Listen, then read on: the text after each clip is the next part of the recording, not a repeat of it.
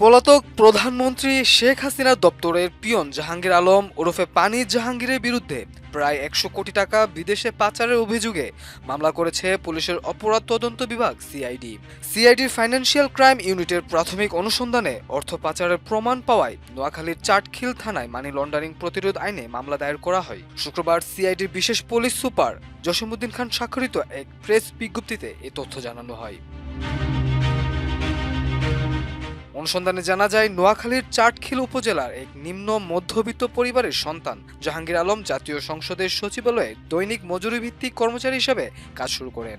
এরপর ২০০৯ সালে আওয়ামী লীগ সরকার গঠনের পর তিনি প্রধানমন্ত্রীর দপ্তরে স্বল্প সময়ের জন্য ব্যক্তিগত সহকারী হিসেবে দায়িত্ব পালন করেন। প্রাথমিক অনুসন্ধানে উঠে এসেছে যে এই সুযোগ কাজে লাগিয়ে তিনি আর্থিকভাবে লাভবান হয়েছেন। ২০১০ সালে জাহাঙ্গীর আলম স্কাই রি-অ্যারেঞ্জ লিমিটেড নামে একটি কোম্পানি গঠন করে বিকাশের ডিস্ট্রিবিউশন ব্যবসা নেন।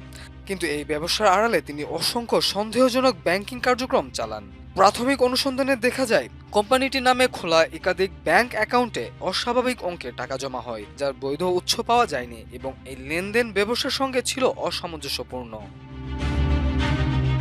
অনুসন্ধানে আরও উঠে আসে, ২০১০ থেকে ২০২৪ সালের মধ্যে প্রতিষ্ঠানটির অ্যাকাউন্টগুলোতে বিভিন্ন ব্যাংকে মোট ৫৬৫ কোটিরও বেশি টাকা লেনদেন হয়েছে।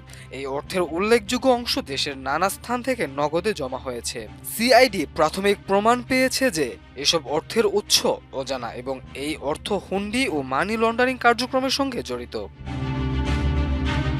এদিকে প্রাথমিক অনুসন্ধানে প্রমাণিত হয়েছে যে জাহাঙ্গীর আলম তার স্ত্রী কামরুন নাহার এবং ভাই মনির হোসেনের সহায়তায় দীর্ঘদিন ধরে অবৈধ অর্থ লেনদেন করেছেন। জাহাঙ্গীর আলম ও তার স্ত্রী ২০২৪ সালের জুন মাসে যুক্তরাষ্ট্রে পাড়ি জমান এবং বর্তমানে তারা ভার্জিনিয়ায় অবস্থান করছেন। বিদেশে তাদের বিনিয়োগ বা সম্পদ ক্রয়ের কোনো সরকারি অনুমোদন না থাকলেও তারা যুক্তরাষ্ট্রে পাড়ি জমিয়েছেন বলে প্রাথমিক অনুসন্ধানে প্রমাণ মেলে। সিআইডি আরও জানায়, জাহাঙ্গীর আলম, তার স্ত্রী কামরুন নাহার, ভাই মনির হোসেন এবং তাদের প্রতিষ্ঠান স্কাই রি-অ্যারেঞ্জ লিমিটেড যৌথভাবে ২০১০ থেকে ২০২৪ সালের মধ্যে প্রায় ১০০ কোটি টাকা বিদেশে পাচার করেছেন বলে প্রাথমিকভাবে প্রমাণিত হয়েছে। সিআইডির তদন্ত ও অভিযান অব্যাহত রয়েছে। এই মামলার অন্যান্য সদস্যদের শনাক্ত ও গ্রেফতার করা এবং অপরাধের পূর্ণাঙ্গ তথ্য উদ্ঘাটন করাই এখন সিআইডির মূল লক্ষ্য। মাল্টিমিডিয়া ডেস্ক, আমার দেশ।